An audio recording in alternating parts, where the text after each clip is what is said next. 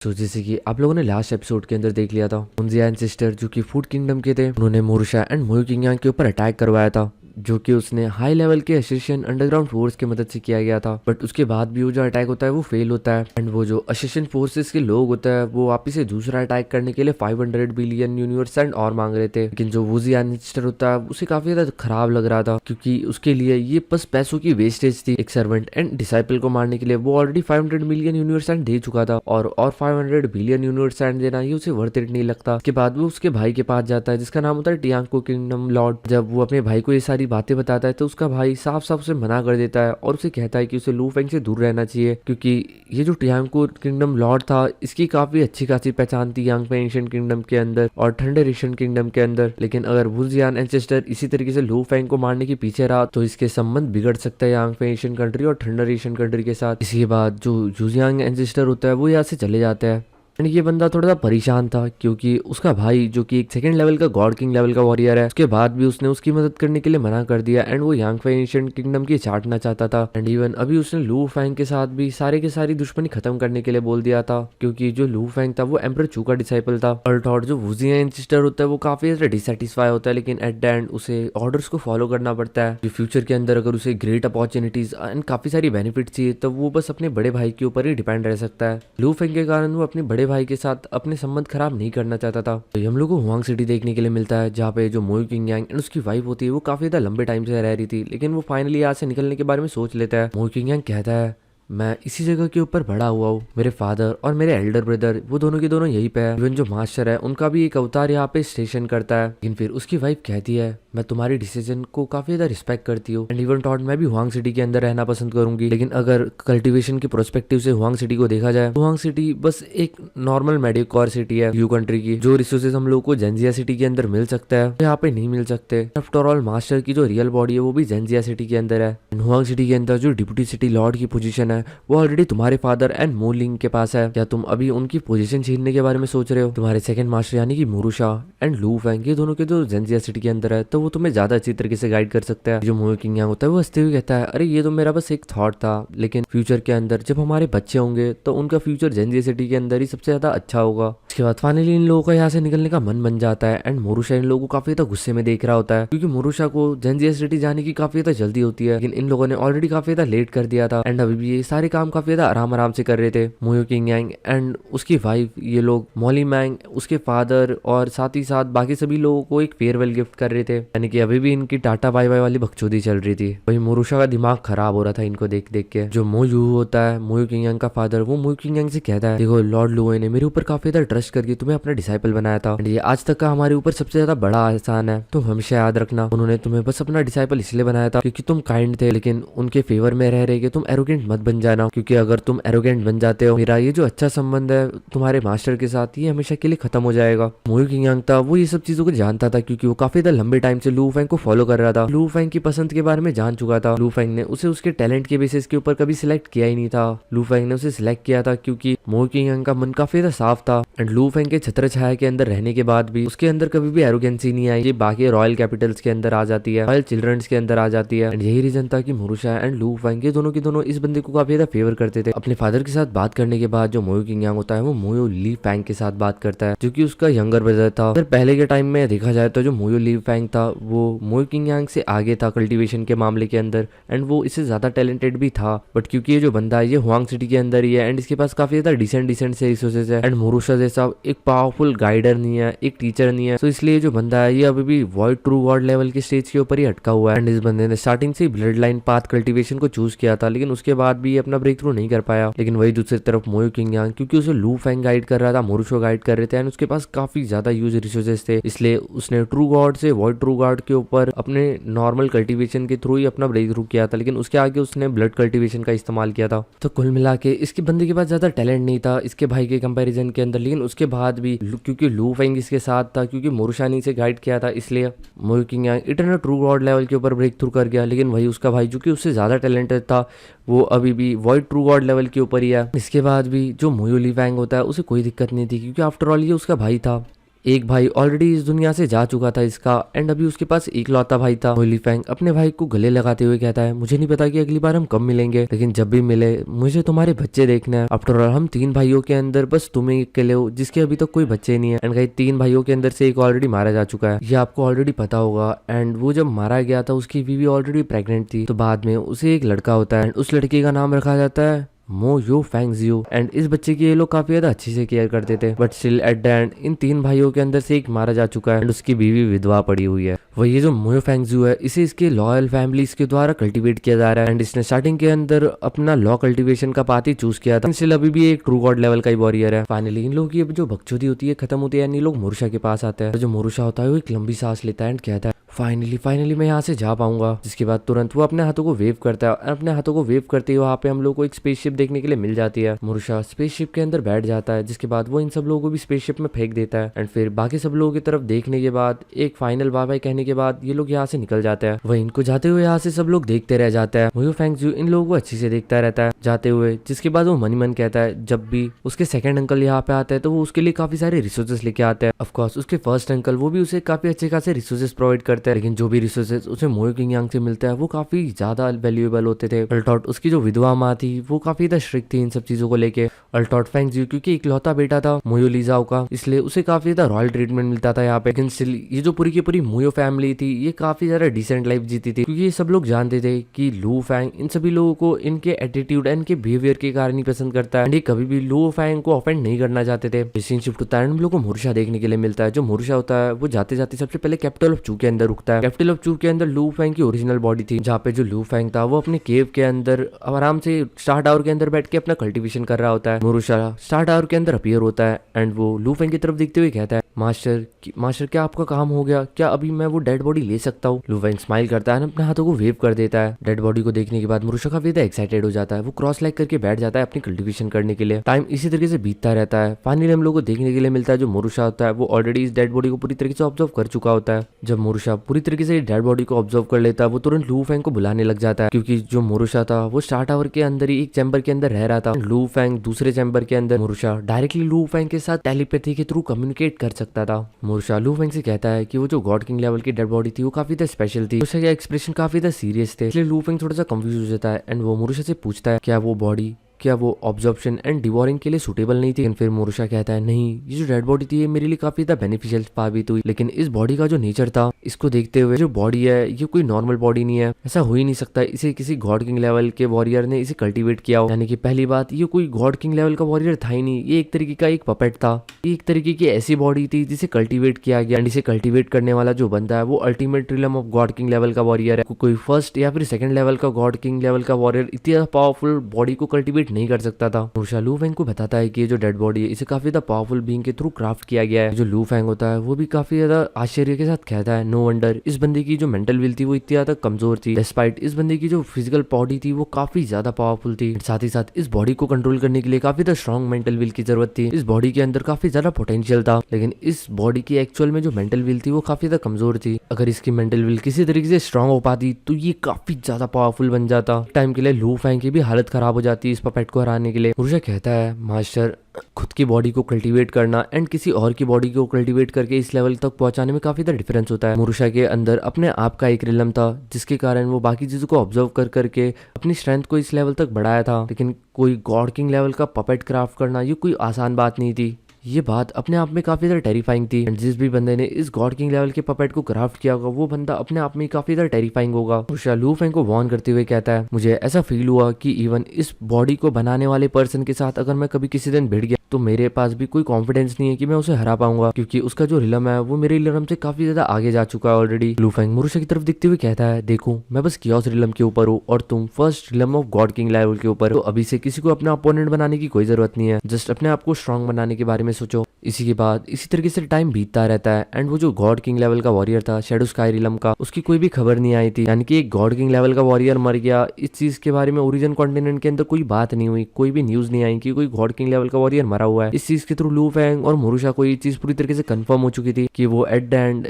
कोई real God king level का warrior था ही नहीं, वो एक टेरिफाइंग एग्जिस्टेंस था जिसे क्राफ्ट किया गया था, जिसे बनाया गया था। वही जो लू फैंग होता है वो भी इन सब चीजों के बारे में ज्यादा नहीं सोचता, कि वो जानता था कि ये जो बॉडी थी जो उसे मारने के लिए आई थी, ये उसे इंटेंशनली नहीं मारना चाहती थी। इसने बस लू फैंग के ऊपर इसलिए अटैक किया था क्योंकि उन्हें पैसे मिले थे। वो एक असिस्टेंट ऑर्गेनाइजेशन है एंड लू फैंग जबरदस्ती इन लोगों से कोई भी पंगा नहीं लेना चाहता था। एंड ये जो भी ऑर्गेनाइजेशन है ये ओरिजिन कॉन्टिनेंट के पीक के ऊपर है एंड पीक पावर के अकॉर्डिंग जो लू फैंग है वो अभी भी काफी ज्यादा वीक है। जो टियानकुंग लॉर्ड है फूड किंगडम के, जो कि second level of God king level के ऊपर है, वो ऑलरेडी काफी ज्यादा पावरफुल है। इवन वो कुछ पीक एग्जिस्टेंस से भी ज्यादा पावरफुल है ओरिजिन कॉन्टिनेंट के। Even to realm palace, 10,000 lodge pavilion, temporary white board, ये ऐसे हिडन ऑर्गेनाइजेशंस थी, ऐसी हिडन फोर्सेस थी से इवन दो एशियन नेशंस भी थोड़ा सा दूर ही रहती थी, कि उनको पता था कि ये सारी की सारी जितने भी हिडन फोर्सेस है इनका जो बैकअप है वो एलियंस के साथ है, यानी कि ओरिजिन कॉन्टिनेंट के बाहर की स्पीशीज के साथ। एंड ओरिजिन कॉन्टिनेंट के बाहर की जितनी भी स्पीशीज है वो काफी ज्यादा पावरफुल है, लेकिन कुछ सुप्रीम लॉज के कारण वो बस ओरिजिन कॉन्टिनेंट के अंदर 14 रिलम तक की स्ट्रेंथ कोई एग्जर्ट कर सकती है। अगर आप लोगों ने पिछले एपिसोड देखे होंगे तो आप लोगों को पता होगा कि सारी की सारी बाहर की जो एलियन स्पीशीज है उन्होंने ओरिजिन कॉन्टिनेंट के अंदर अपनी नजर इसलिए बना के रखी है क्योंकि उनको भी युआन के ट्रेजर्स चाहिए, युआन की इनहेरिटेंस चाहिए। एंड युआन कोई ऑर्डिनरी बंदा था ही नहीं। जिसके बाद जो लू फैंग होता है, क्योंकि उसने हुनियन क्रिस्टल स्पिरिट फ्रूट कंज्यूम किया था एंड माइंड क्लेजिंग स्पिरिट लिक्विड को पिया था,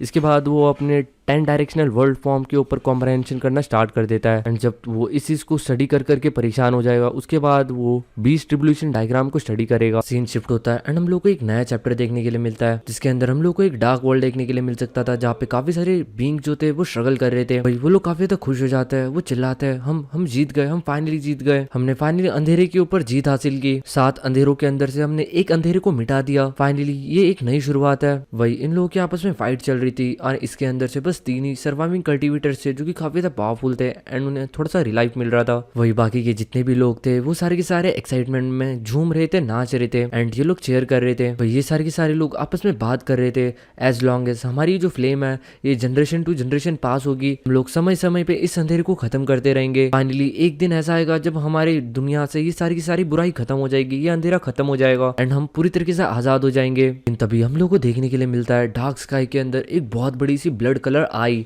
जो कि अचानक से खुल जाती है। उसकी आंखें खुलते ही चारों तरफ पूरी तरीके से अंधेरा सा छा जाता है। सब लोगों के दिल काफी ज्यादा तेजी से झड़कने लग गए थे। ये हेवनली डाउ लेवल की हॉरर आई थी। सब लोग जोर जोर से चिल्लाने लग जाते हैं, ये तो आई ऑफ डार्कनेस है। उनके हिसाब से उन लोगों ने एक क्लासिफिकेशन बना के रखा था जिसके अंदर ये जो हेवनली आई है इसे सबसे ज्यादा टॉप के ऊपर रखा गया था। जैसे वो आंखें खुली थी उनकी पूरी की पूरी दुनिया अंधेरे के अंदर ऑलरेडी जा चुकी थी। अभी तक वो लोग लड़ रहे थे, उनको लग रहा था उनके पास स्टिल कोई चांसेस है कि वो इन अंधेरों की दुनियाओं के साथ लड़ पाएंगे। बट जैसे यहाँ पे ये हेवनली डाउ लेवल की हॉरर आए यहाँ पे आ चुकी थी, इन लोगों के मन के अंदर अभी कोई उम्मीद बची नहीं थी। वो जितना ज्यादा सोच सकते थे उतना ही ज्यादा इन लोगों के बीच में गैप बढ़ रहा था। इनको फील हो रहा था कि इस अंधेरे के सामने उनकी कोई औकात नहीं है। ये लोग आपस में बात करते हैं कि जो हेवनली डाउ है वो फाइनली चेंज हो चुका है, वो आई ऑफ डार्कनेस के अंदर कन्वर्ट हो चुका है। ये सारे के सारे जितने भी पावरफुल कल्टिवेटर्स है उन्हें अभी मिस्ट्रीज ऑफ डाउ को कल्टिवेट नहीं कर पाएंगे। उनके पास बस एक ही डाउ बचा हुआ है जो कि डाउ ऑफ आई ऑफ डार्कनेस। काफी सारे काउंटलेस ईयर से ये जो हेवनली डाउ ऑफ आई है ये हेवनली डाउ की तरह ही काम कर रही थी, सारी चीजों को इक्वली ट्रीट करती थी। वही इस सिटी के अंदर जितने भी नॉर्मल लोग थे वो सारे के सारे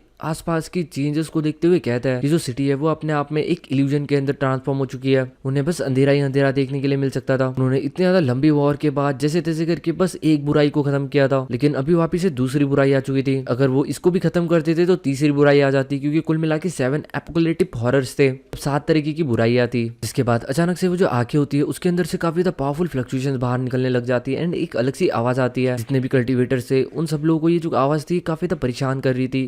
धीरे धीरे करके ये उनको उनकी पावर्स को छीनने लग जाती है एंड कुछ टाइम के बाद वो जो आंखें होती है वहां से गायब हो जाती। काफी सारी नॉइस क्रिएट करने के बाद सभी लोगों की धड़कनें बढ़ चुकी थी, काफी सारे लोग बेहोश हो चुके थे। लेकिन तभी सडनली हम लोगों को देखने के लिए मिलता है कि वो आंखें ऑलरेडी गायब हो चुकी है, आसमान पूरी तरीके से साफ हो चुका है। आसमान के अंदर से हम लोगों को सनलाइट देखने के लिए मिल सकती थी, सूरज की रोशनी फाइनली जमीन को टच कर रही थी। एंड इस दिन को देखने के लिए पता नहीं कितने लोगों ने कितने हजारों सालों तक वेट किया था।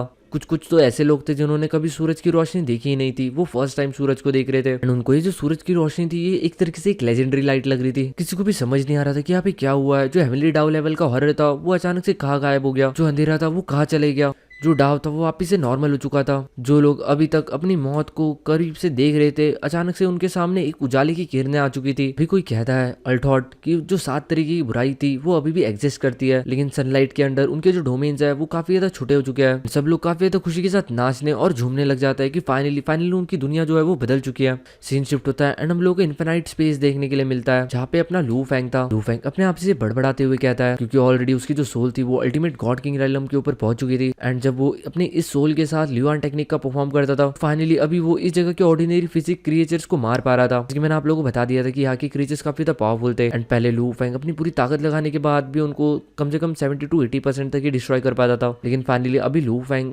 जब से उसके विल पावर के अंदर उसका ब्रेक थ्रू हुआ है, तब से वो इन क्रिएचर्स को पूरी तरीके से मार पा रहा है। यानी कि नॉर्मली जो एवरेज या फिर ऑर्डिनरी क्रिएचर है वो तो पूरी तरीके से मर ही जाता है, जिसके कारण जो लू फैंग है वो काफी ज्यादा सेटिस्फाई है। अभी लू फैंग के सामने हमें एक क्रिएचर देखने के लिए मिलता है जिसे लू फैंग काफी ज्यादा इजीली मार देता है। उसे मारने के बाद लू फैंग को मिलता है 10 रिवॉर्ड पॉइंट। और लू फैंग ने इस साइकिक क्रिएचर को बस डैमेज पहुंचाया होता या फिर इंजर्ड करके छोड़ दिया होता या फिर ये क्रिएचर भाग जाता, तो ऐसी सिचुएशन के अंदर लू फैंग को 5 पॉइंट से ज्यादा पॉइंट्स नहीं मिलते। जो लोग अभी भी कंफ्यूज है उन लोगों को बता दूं, ये जो पॉइंट्स है इसके थ्रू लू फैंग यहाँ पे रिवॉर्ड्स एक्सचेंज कर सकता है। जो लू फैंग होता है उसके दिमाग में एक ख्याल आता है कि जो साइकिक क्रिएचर्स है इनफिनिट स्पेस के अंदर, ये लिटरली बस अपने मेंटल पावर के दम के ऊपर गॉड किंग लेवल के ऊपर पहुंच जाता है। मुझे सही में समझ नहीं आ रहा कि जो एंशिएंट एंसेस्टर है यानी कि युआन, जिसने ये दुनिया बनाई है, जिसने इन सारे ट्रेजर्स को बनाया, उसने इस दुनिया के अंदर ये साइकिक क्रिएचर्स कहाँ से लाए। यहाँ पे ये जो क्रिएचर्स है साइकिक क्रिएचर्स, ये ओरिजिन कॉन्टिनेंट के अंदर नहीं बिलोंग करते थे, यानी कि वो वहाँ पे थे ही नहीं। सारे एशियन टेक्स्ट के अंदर ये लिखा हुआ था कि जिन भी पर्सन की जो विल पावर होती है वो अल्टीमेट गॉड किंग रिलम के ऊपर होती है, वो सारे कैपेबल है इन क्रिएचर्स को मारने के। एंड इसी से लू फैंग को पता चलता है कि जो दुनिया है ये पूरी तरीके से विल पावर के ऊपर ही बेस्ड होती है। मतलब कुल मिला के इस दुनिया को विल पावर कोई पावरफुल बनाने के लिए बनाया गया है। वही जो लू फैंग होता है वो एक और चीज सोच रहा होता है कि यहाँ के जो ट्रेजर्स है वो भी काफी स्पेशल है। भले लू फैंग के पास ल्यूआन टेक्निक है, जैसे जैसे वो पावरफुल बनता जाएगा उसकी जो ल्यूआन टेक्निक है वो भी काफी पावरफुल होती जाएगी, लेकिन उसके ओपोनेंट भी पावरफुल होते जाएंगे। एंड अभी उसकी ल्यूआन टेक्निक भली काफी स्पेशल और काफी लेजेंडरी टेक्निक है, लेकिन उसके बाद भी करंट लेवल के जो इनहेरिटेंस उसको उसके सामने दिख रहा है, उसके बीच में और उसके ल्यूआन टेक्निक के बीच में बहुत ज्यादा बड़ा गैप नहीं रह गया था। मतलब उसकी ल्यूआन टेक्निक अभी भी काफी स्पेशल थी, एक लेजेंडरी टेक्निक थी, लेकिन यहाँ पे जितने भी इनहेरिटेंस थे वो भी कुछ कम नहीं थे। जिस जगह के ऊपर लू फैंग ने अपना कब्जा किया था उस जगह के ऊपर कुल मिला के 3 साइकिक क्रिएचर्स थे, जिसके अंदर से 2 को ऑलरेडी लू फैंग मार चुका था, बस एक स्ट्रॉन्ग वाला बचा हुआ था। एंड अभी लू फैंग वापस से नई क्रिएचर की खोज के अंदर ऑलरेडी निकल चुका था, क्योंकि ये जो एक क्रिएचर बचा हुआ था इस क्रिएचर को अभी लू फैंग इस वक्त नहीं मार सकता था। लू फैंग अपने आप को उतना ज्यादा पावरफुल नहीं समझ रहा था, इसलिए लू फैंग ने उसके पास बस अपना एक क्लोन छोड़ दिया था ताकि वो स्ट्रॉन्ग साइकिक क्रिएचर को बचा सके। फ्यूचर के अंदर जब वो काफी ज्यादा पावरफुल हो जाएगा तब वो इस साइकिक क्रिएचर को आके मार देगा। उसके बाद जो लू फैंग होता है वो अपनी बॉडी के कुल मिला के 9 क्लोन्स बनाता है, जिनको अलग अलग डायरेक्शन के अंदर भेजता है और साइकिक क्रिएचर्स ढूंढने के लिए, ताकि उनको मार के वो प्रैक्टिस कर सके। लेकिन तभी उसका एक क्लोन किसी और के टेरिटरी के अंदर चले जाता है एंड वहाँ पे काफी पावरफुल विल पावर फ्लक्चुएशन आती है। लुई, यहाँ से निकल जाओ, ये हमारी टेरिटरी है। खातर जितने भी एरिया थे इनफिनिट स्पेस के अंदर वो सारे के सारे ऑलरेडी एशियंट बीइंग्स के थ्रू क्लेम कर लिए गए थे।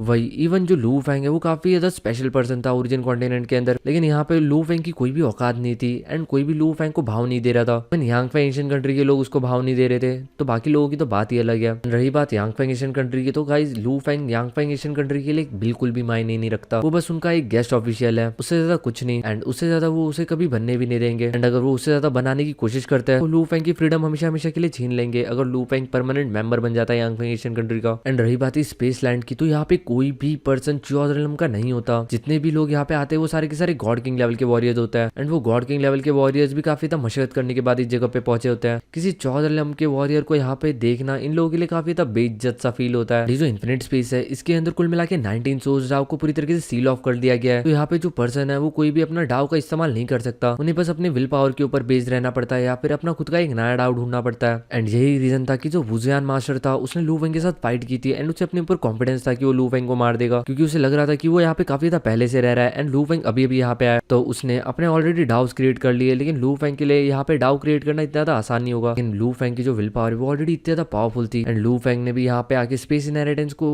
कंप्रेहेंड करना स्टार्ट कर लिया था। इसलिए बाकी लोगों की कंपैरिजन के लू फैंग का टैलेंट काफी ज्यादा अलग है, एंड एट द एंड वो पहला गया। स्पेस इनहेरिटेंस के हिसाब से अगर कोई अपने डाउ ब्रांच को कंप्रेहेंड करते हुए अपना एक नया डाउ बनाते हुए ट्रूली टॉप टायर का एक्सपर्ट बनता है, तो उसकी जो पावर है वो एक्सटर्नल वर्ल्ड के अंदर काफी ज्यादा पावरफुल होगी। लेकिन जो उसके मास्टर थे एम्परर चू, उनके इंटेलिजेंस के हिसाब से लू फैंग ने कभी भी ऐसा कुछ कुछ नहीं देखा था कि कोई पर्सन नया डाओ डिस्कवर करके उसे कॉम्प्रहेंड करके second realm of God king level के ऊपर पहुंचे। लू फेंग इन सब चीजों के बारे में सोच ही रहा होता है, तभी अचानक से एक विल पावर उसके पास आती है एंड वो उसका नाम लेती है। उसके सामने एक एल्डर आ चुके थे जिन्होंने व्हाइट कलर के रॉब्स को पहन रखा था। ये जो बंदा था ये गॉड किंग वू जियो था। लू फेंग भी इस बंदे को रिकॉग्नाइज कर लेता है। ये जो गॉड किंग था ये एम्परर वू के लीनियज से था, जो कि यांगफे एशियन कंट्री का ही है। जिन लोगों को लीनियज चीज समझ नहीं आती उन लोगों को बता दूं कि यांगफे एशियन कंट्री कुल मिला के 13 हिस्सों के अंदर बटा हुआ है, यानी कि कुल मिला के 13 लीनियजेस है उसके अंदर। एंड जो लू फेंग है वो एम्परर चू के लीनियज के अंदर रहता है, वैसे ही वहाँ पे एम्परर वू है। एम्परर वू के लीनियज से ये गॉड किंग वू जियो है। एंड ये देखा जाए तो first realm God king level के अंदर सबसे ज्यादा मोस्ट पावरफुल वॉरियर है। एंड अगर मोस्ट पावरफुल नहीं भी होगा फिर भी one of the most powerful warrior है। वो बुढ़ा लू फेंग की तरफ देखता है एंड स्माइल करते हुए कहता है, मैंने एक्सपेक्ट नहीं किया था कि ग्रेट सेंट लू है मुझे यहाँ पे देखने के लिए मिलेंगे। ये बंदा लू फेंग की तरफ स्माइल करते हुए देख रहा था, तो लू फेंग भी उसकी तरफ स्माइल करते हुए कहता है। बुढ़ा लू फेंग की तरफ दिखता है और कहता है, लॉजिकली यांगफे एशियन किंगडम ने तुम्हें यहाँ पे आने का कोई स्पॉट नहीं दिया होगा, तुम्हें यहाँ पे आने का मौका कैसे मिला? लू फेंग रिप्लाई करते हुए कहता है, हाँ सही कहा आपने, मुझे यांगफे एशियन किंगडम की तरफ से यहाँ पे आने का मौका नहीं मिला। वो डाहा के अंदर मुंडी लाते हुए कहता है और कहता है, अरे मैं वही तो पूछ रहा हूँ कि फिर तुम्हें मिला कहाँ से यहाँ पे आने का चांस? इसके बाद ये बुढ़ा अंडशंड बातें करने लग जाता है एंड कहता है, क्या एम्परर चू ने तुम्हें अपनी सीक्रेट पावर्स की मदद से यहाँ पे तुम्हें टोकन आने का दिया? क्या तुम्हारे मास्टर ने गद्दारी की है यांगफे एशियन किंगडम के साथ? इस तरीके से किसी को स्पॉट देना ये पूरी तरीके से इलीगल है। ऐसे लू फेंग अपने मास्टर के बारे में उल्टी सीधी चीजें सुनता है, उसका दिमाग थोड़ा सा खराब हो जाता है एंड उसके एक्सप्रेशन काफी ज्यादा डार्क हो जाता है। इसके बाद वो जो बुढ़ा होता है वो हंसते हुए कहता है, वैसे भी सभी लोगों को पता है कि एम्परर चू वो कितना ज्यादा जिद्दी किस्म के इंसान है, वो बंदा किसी के बाप की नहीं सुनता, वो यांगफे एशियन कंट्री की क्या ही सुनेगा। उसने गद्दारी के साथ तुम्हें यहाँ पे आने का स्पॉट दे दिया होगा। एक्चुअल में गाइस ये जो बुढ़ा था ये लू फेंग को इतना ज्यादा टारगेट इसलिए कर रहा था क्योंकि एम्परर वू और एम्परर चू के बीच में काफी ज्यादा पुराने और काफी ज्यादा डीप ग्रजेस है। एंड लू फेंग एम्परर चू का डिसाइपल था एंड ये बंदा एम्परर वू के लीनियज से था एंड इसलिए ये लू फेंग को टारगेट कर रहा था। अभी पीछे से एक और बंदा आ जाता है जो कि वू शाओ की तरफ देखते हुए कहता है, अरे अरे ये तो लू फेंग है। के बाद वो बंदा लू फेंग की तरफ देखते हुए कहता है, हुई ये हमारी टेरिटरी है, इसे छोड़ दो, या यांगफे एशियन किंगडम की टेरिटरी है। ये चीज उसने काफी ज्यादा एरोगेंटली और काफी ज्यादा गुस्से में बोली थी। ये जो बंदा था ये था गॉड किंग यान जियोंग। लू फेंग ने इस बंदे को भी पहचान लिया था, लेकिन वो इस बंदे से कोई बात नहीं करता एंड यहाँ से निकलने के बारे में सोच लेता है कि ये जो बंदा था ये सेकंड रिलम के गॉड किंग लेवल का वॉरियर था। इवन ये यांगफे एशियन किंगडम के रॉयल फैमिलीज का एक कोर सपोर्टर भी था एंड इसलिए ये बंदा काफी ज्यादा एरोगेंट भी था। यहाँ से जाते जाते जो लू फेंग था वो बस एक ही चीज सोच रहा था, नो वंडर उसके जो मास्टर थे उसने उसे मना किया था यांगफे एशियन कंट्री को पूरी तरीके से ज्वाइन करने के लिए, अनटिल और अनलेस एंसेस्टर खुद आके उसे यहाँ पे ज्वाइन करने का इन्विटेशन दे। यांगफे एशियन कंट्री के अंदर बस कुछ ही लोग हैं जो कि अच्छे हैं, बाकी सारे के सारे काफी ज्यादा घमंडी टाइप के लोग हैं एंड वो आउटसाइडर्स को बिल्कुल भी अच्छा ट्रीट नहीं करते। अगर लू फेंग ज्वाइन भी कर लेता तो वो उनके लिए एट द एंड फिर भी एक आउटसाइडर ही रहता। जितने भी रिसोर्सेज मिलते हैं वो सारे के सारे रॉयल फैमिलीज के बीच में बटते हैं। आउटसाइडर्स को बस कचरा दिया जाता है जो बचा कुचा रहता है एंड उसके लिए भी उन्हें काफी ज्यादा मेहनत करनी पड़ती है। ये सारी की सारी चीजें लू फेंग को तभी देखने के लिए मिल चुकी थी जब लू फेंग यहाँ का बस एक गेस्ट ऑफिशियल था।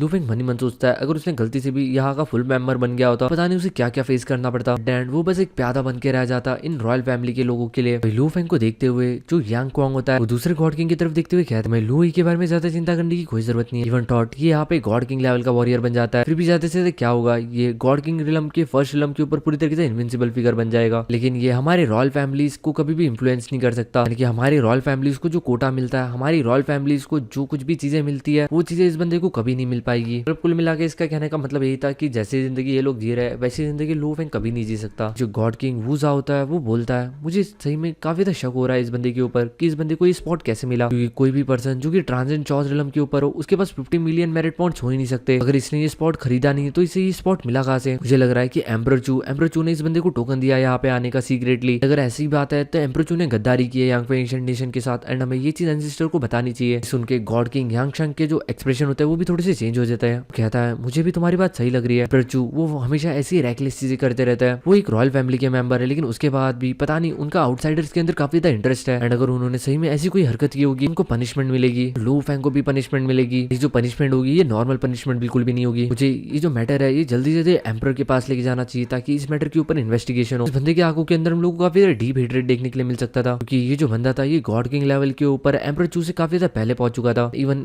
एम्परर चू की इस बंदे के साथ काफी बार फाइट भी हुई है एंड ये जो बंदे थे ये एम्परर यान के लीनियज से बिलोंग करते थे। तो एम्परर यान के अंदर जो एम्परर यान है, एम्परर यान के बाद ये जो बंदा ये सबसे ज्यादा पावरफुल बंदा था। अगर एम्परर चू एंड इस बंदे को देखा जाए तो इन लोगों के बीच में बहुत ज्यादा बड़ा गैप नहीं था एंड जब भी इस बंदे को एम्परर चू का कोई भी गलती या फिर कोई भी चीज नजर आती है हमेशा तैयार होता है एम्परर चू की टांग खींचने के लिए, उनको पनिशमेंट दिलवाने के लिए। बस एक बार ये जो बात है ये सच निकल जाए। अगर ये सच निकली तो एम्परर चू को काफी ज्यादा पनिशमेंट सहनी पड़ेगी। रही बात लू की की तो इसे डायरेक्टली इन्फिनाइट स्पेस से बाहर फेंक दिया जाएगा। उसके बाद इसे जो पनिशमेंट मिलेगी वो अलग। सही में एक ट्रांसेंडेंट लेवल का वॉरियर यहाँ पे, ये क्या मजाक लगा के रखा है इन लोगों ने। वही सीन शिफ्ट होता है, हम लोगों को यांग पे एंशिएंट किंगडम देखने के लिए मिलता है यान कैपिटल। यान कैपिटल था वो एम्पर यान का कैपिटल था, क्योंकि फर्स्ट सिटी थी पूरी की पूरे यांग पे एंशिएंट किंगडम की। यहाँ पे हम लोग को emperor Yan and god king Yang Kwang देखने के लिए मिल सकते थे। वही सीन शिफ्ट होता है एंड हम लोग को यांग क्वांग पैलेस के काफी सारे डैप के अंदर एक अंडरग्राउंड वर्ल्ड देखने के लिए मिलता है। दुनिया के अंदर काफी सारे वॉल्केनोज देखने के लिए मिल सकते थे। यहाँ पे काफी ज्यादा हवाएं चलती रहती थी एंड यहाँ पे चारों तरफ हम लोगों को मैग्मा ही मैग्मा देखने के लिए मिल सकता था। सडनली जमीन फटती है एंड उसके अंदर से एक बहुत बड़ा ह्यूमनाइड बीस्ट बाहर आता है, लू फेंग का नाम चिल्लाते हुए बाहर आता है। ये बड़ा सा राक्षस या फिर क्रीचर जो कुछ भी हो, ये मन के अंदर बड़बड़ाते हुए कहता है गेस्ट ऑफिशियल जो कि ट्रांसेंडेंट चॉस रिलम के ऊपर है, वो इनफाइनाइट स्पेस के अंदर कैसे जा सकता है। बात ये जोर जोर से एम्परर फू चिल्लाने लग जाता है। अगर देखा जाए तो एम्परर फू जो है वो यांग एशियन नेशन के अंदर काफी ज्यादा बड़ी पोजीशन के ऊपर है। तभी आपस में इस दुनिया के अंदर जो मैग्मा होता है वो आपस में गैदर होता है एंड पत्थर एंड बाकी सारी चीजें गैदर होते हुए फाइनली एक फिगर फॉर्म होता है। एंड ये और कोई नहीं एम्परर फू थे, यांग एशियन किंगडम के करंट ऑपरेटर थे, फिर करंट एम्परर भी समझ सकते हो। बड़े से क्रीचर की तरफ देखते हुए एम्परर फू कहता है ब्रदर यांग क्योंग, तुम यहाँ पे क्यों आए। गाइस मेरे को भी अभी पता चला है कि ये राक्षस जैसा दिखने वाला बंदा यांग क्योंग है। वही यांग क्योंग जो कि सेकंड रिलम के ऊपर है गॉड किंग लेवल, वही बंदा जिसने लू फेंग को अभी अभी भगाया था। बीस चिल्लाते हुए कहता है मुझे लू है इनफिनिट स्पेस के अंदर मिला, नॉन रॉयल मेंबर जो कि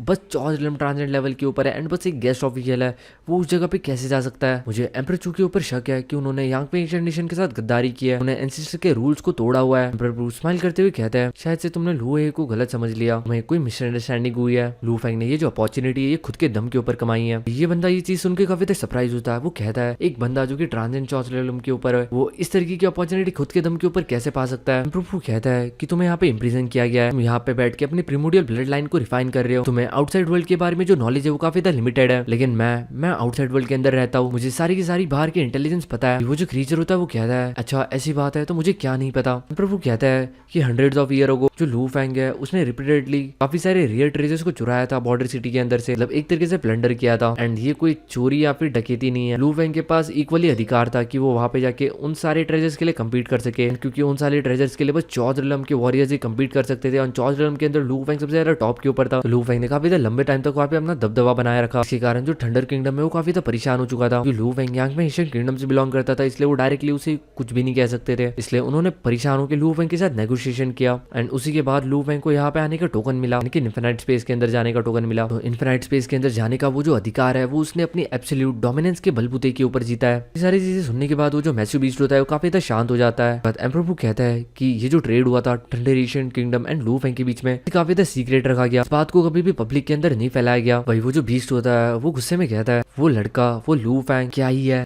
वो वहाँ पे बॉर्डर कॉन्टेस्ट के अंदर पार्टिसिपेट कर पाया, वो भी इसलिए क्योंकि वो यांग पे एशियन किंगडम का गेस्ट है। अगर वो यांग पे एशियन किंगडम का गेस्ट नहीं होता तो वो जो थंडर एशियन किंगडम वाले हैं वो कभी भी लू फेंग को देखते तक नहीं। यांग पे एशियन किंगडम का नाम इस्तेमाल करके उन लोगों को ब्लैकमेल किया है। एंड ये बात सच है गाइस, अगर लू फेंग एक आउटसाइडर होता तो इवन उसे उस कॉन्टेस्ट के अंदर पार्टिसिपेट करने का भी कोई अधिकार नहीं होता, क्योंकि वो जो एरिया है जहाँ पे ट्रेजर बॉर्न होता है वो बॉर्डर सिटीज के पास में, एंड बॉर्डर सिटीज यानी कि थंडर कंट्री और यांग पे एशियन कंट्री की बॉर्डर्स के पास। एंड अगर लू फेंग यांग पे एशियन कंट्री से बिलोंग नहीं करता उसका कोई अधिकार नहीं बनता वहाँ पे जाके उन ट्रेजर्स को कलेक्ट करने का। जिसके बाद वो बीस्ट कहता है कि उसने यांग पे एशियन नेशन का फायदा उठाया है तो उसे वो जो स्पॉट है वो हमारे यांग पे एशियन नेशन को सौंप देना चाहिए था, बदले में उसे कोई और चीज छोटी मोटी दे देनी चाहिए थी, क्योंकि इस तरीके की चीजों के ऊपर बस रॉयल फैमिली का अधिकार है, हम उसे कुछ और दे सकते थे। ये चीज सुनने के बाद जो एम्परर होता है वो कुछ टाइम तक साइलेंट रहता है, लेकिन फिर उसके बाद कहता है अदर यांग क्यों, तुम्हें रियलाइज भी है कि प्रीमोडियल ब्लड लाइन तुम्हारे दिमाग को पूरी तरीके से सड़ाती जा रही है अंदर से। इसलिए गाइस ये जो बंदा है ये ब्लड कल्टीवेशन करता है एंड धीरे धीरे करके उसका जो ब्लड कल्टीवेशन है ये उसके ऊपर ही उल्टा होते जा रहा है, यानी कि अभी उसे धीरे धीरे करके इस चीज के हार्मफुल इफेक्ट देखने के लिए मिल रहे थे। एंड इसलिए इस बंदे को यहाँ पे सील करके रखा गया था एंड ये अपने आप को कंट्रोल नहीं कर पा रहा था एंड ये हमेशा काफी ज्यादा गुस्से में रहता था। इवन मैंने यहाँ पे काफी सारी फॉर्मेशन एंड एरे बना के रखी है ताकि तुम्हारे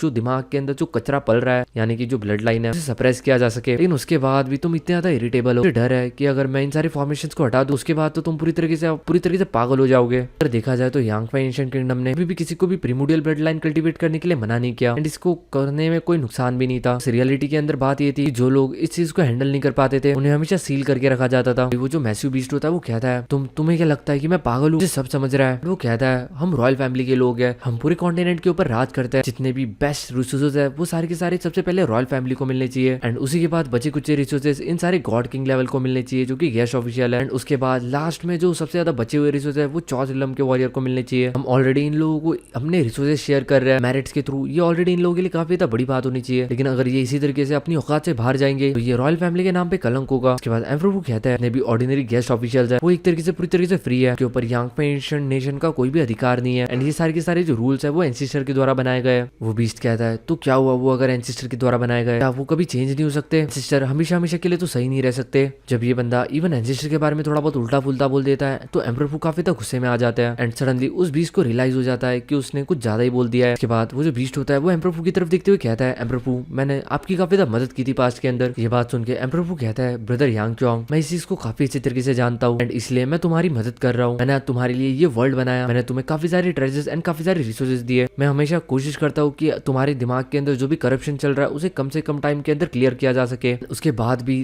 तुम्हारी भूख खत्म नहीं हो रही।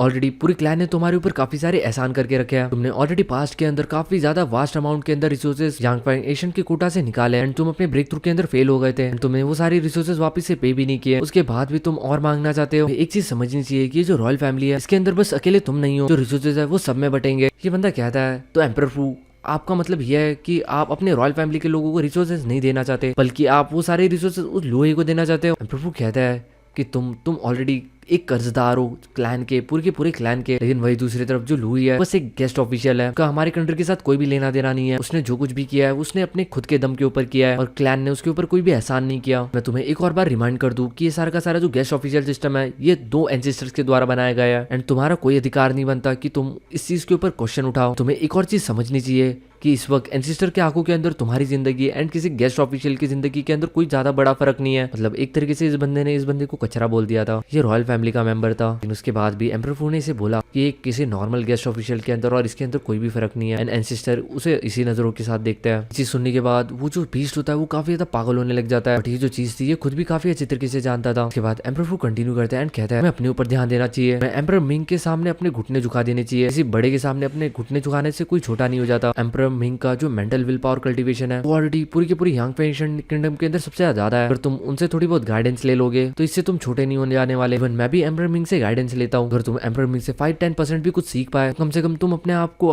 इस सब चीजों से बाहर निकाल पाओगे। तुम्हारे माइंड के अंदर जो भी करप्शन चल रहा है, जो भी पोल्यूशन चल रहा है, तुम उस चीज को कंट्रोल कर पाओगे। जैसे भी एम्परर मिंग पूरे ओरिजिन कॉन्टिनेंट के अंदर इस वक्त रैंक 1 के ऊपर है in terms of mental will power. उनके सामने सर झुकाने से तुम्हारी इज्जत कम नहीं होने वाली, तुम छोटे नहीं होने वाले। के बाद वो क्रीचर कहता है कि वो बंदा उसने मुझे टाइम टू टाइम ह्यूमिलेट किया है। एम्परर मिंग उसने मुझे अपना नौकर बना के रखा था, इवन उसने मुझे गेट कीपर भी बनाया था। मैं ये सब चीजें कैसे सह सकता हूँ? एम्परर वू स्माइल करते हुए कहता है अगर ऐसी बात है तो इवन तुमने भी उसे ह्यूमिलेट किया है। ये चीज सुन के वो क्रीचर कहता है वो तब की बात है जब एम्परर मिंग काफी ज्यादा वीक थे। एम्परर वू हंसते हुए कहता है तो इस वक्त उनके नजरों में तुम काफी ज्यादा वीक हो, ये चीज याद रखना। इसलिए अगर वो तुम्हारे साथ थोड़ा बहुत ह्यूमिलेशन वगैरह करते भी है तो इसमें कुछ भी गलत नहीं है, मैं अपने कर्मों का फल मिल रहा है। देखो तुम्हारे पास बस एक ही रास्ता है एम्परर बनने का और तुम एम्परर मिंग से कोई गाइडेंस लो। बंदा ऑलरेडी काफी ज्यादा पहले से 2nd लेवल के ऊपर अटका हुआ है, जिसके पीछे से जितने भी लोग थे जैसे कि एम्परर वू हो गए या फिर एम्परर मिंग हो गए, ये सारे के सारे 3rd लेवल के ऊपर पहुंच गए एंड एम्परर बन गए। सब चीजें कहने के बाद जो एम्परर वू का फिगर होता है वो पूरी तरीके से वैनिश हो जाता है। एम्परर वू के फिगर के जाने के बाद ये जो मॉन्स्टर होता है ये कहता है उस बंदे से गाइडेंस लेना। अगर मुझे यहाँ पे हमेशा हमेशा के लिए इम्प्रिजन भी रहना पड़ेगा उसके बाद भी मैं उस बंदे के सामने कभी भी अपना सर नहीं झुकाने वाला, मैं कभी उसे अपने आप को ह्यूमिलेट नहीं करने दूंगा। एम्परर वू वापस से अपने दुनिया के अंदर आ चुके थे।